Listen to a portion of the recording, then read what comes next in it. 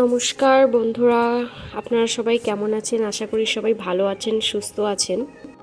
কলকাতা থেকে হায়দ্রাবাদ যাওয়ার দ্বিতীয় দিনে তৃতীয় পর্ব নিয়ে চলে এসেছি। ঋষিকন্যা বিচ থেকে ফিরে ফ্রেশ হয়ে বসেছিলাম, আরও গেছিল খাবার আনতে। দুপুরের লাঞ্চে ছিল চিকেন চাউমিন আর এগ ফ্রাইড রাইস, আর একটু সন্দেশও ছিল।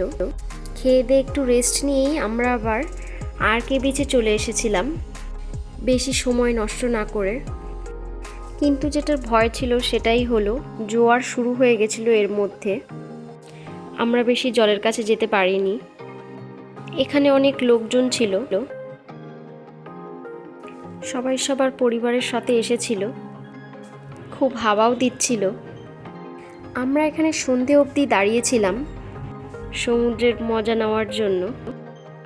এখানে আমরা আমাদের পরিবারকে খুব মিস করছিলাম, তাই তাদেরকে একবার করে ভিডিও কল করে নিলাম। তাদের সাথেও নিজের আনন্দটা একটু ভাগ করে নিলাম। এখানে আর একটা জিনিস শুরু থেকেই দেখছিলাম যে সব মহিলাদের মাথায় কোনো না কোনো রঙের ফুল ছিল। কারোর মাথায় লাল, কারোর মাথায় সাদা, কারোর মাথায় হলুদের ফুলের মালা ছিল। তো আমি ওকে সেটাই জিজ্ঞাসা করছিলাম, এরকম কেন সবার মাথায় এরকম ফুল কালারিং? তো আমাকে তখন বলল যে এটা ওরা সাইন দেয় যে কারা ম্যারিড, কারা আনম্যারিড, কারা এঙ্গেজড, এইগুলো নাকি ফুলের রং দেখেই বোঝা যায়। ও আসলে এই ব্যাপারটা নিয়ে পুরো শর্ট ছিল না। আপনাদের যদি জানা থাকে তাহলে আপনারা কমেন্টে নিশ্চয়ই জানাবেন। এখানে আর একটা মজার ব্যাপার ঘটেছিল।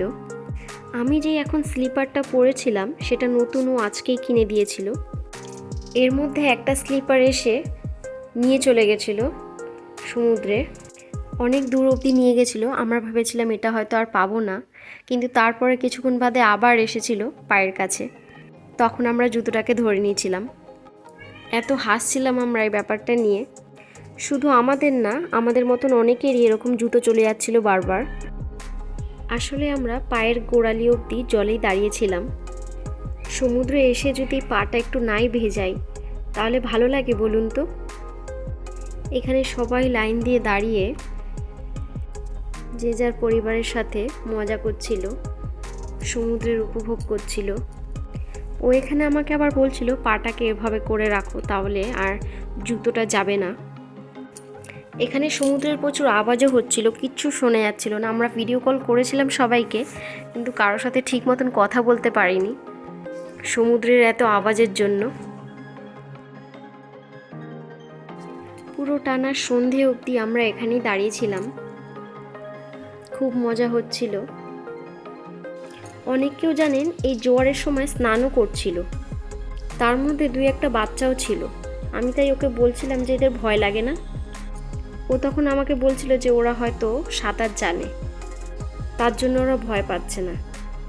কিন্তু আমার মতে জোয়ারের সময় জলে স্নান না করাটাই উচিত।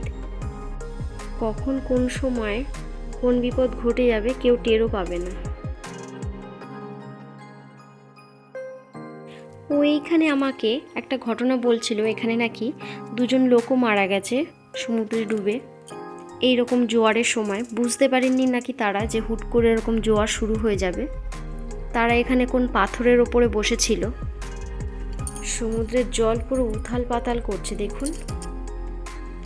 আমার তো এইরকম জলে খুব ভয় করে।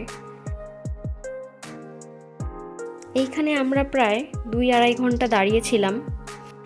আস্তে আস্তে জল বেড়েই যাচ্ছিল, আমরা তাই ওপরে উঠে যাচ্ছিলাম আস্তে আস্তে। তারপরে সন্ধ্যা হয়ে গেল দেখতে দেখতে, তখনও জল বেড়েই চলেছে। এরপর ও আমাকে বলল এখন আস্তে আস্তে হোটেলের দিকে যাওয়া যাক। এই বিচের গা বেয়ে বড় রাস্তাও ছিল, সেই রাস্তার ধারে আবার বসার জায়গাও ছিল। ওখান থেকে সমুদ্র পরিষ্কার দেখা যায় পুরো। তো আমরা এখান থেকে বেরিয়ে গেলাম ওখানেই বসার জন্য কিছুটা সময়। এখানে অনেক দোকানপাটও বসেছিল, নানান রকমের মাছ ভাজা, ভেলপুরি, ভুট্টা।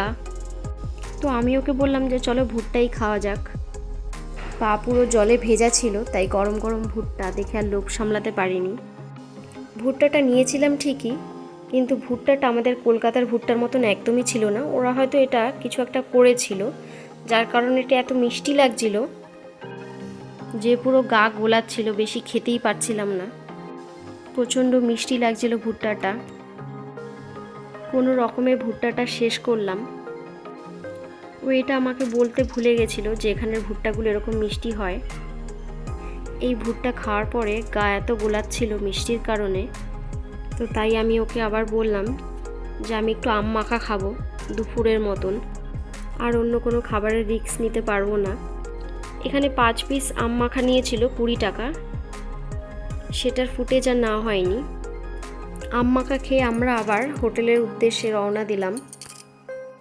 আমাদের RK বিচ থেকে হোটেল ভাড়া নিয়েছিল 70 টাকা। রাস্তার ধারে ধারে কি সুন্দর লাইটিং করেছেন দেখুন, বাইরেটা খুব ভালো লাগছিল।